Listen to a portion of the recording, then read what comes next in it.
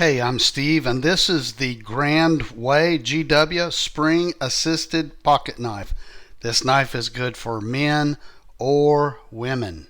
It comes in several colors, and this is the pink knife. The handle on this knife is made of aluminum. The blade is 440C stainless steel. It has a liner lock and also thumb studs for right or left opening. This knife does have a locking mechanism. Right there you can see it. Push it forward and the blade will not open. Pull it backwards and the blade will open. So right there I've got it forward, it's not opening. I've moved it back, and there is the spring assist. I really like that feature.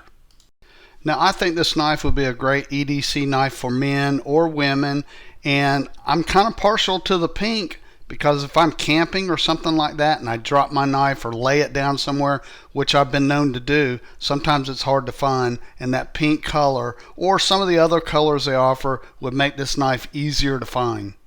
Well, I like this knife. I think you will too. So if you're looking at it yourself, I hope you found my video helpful.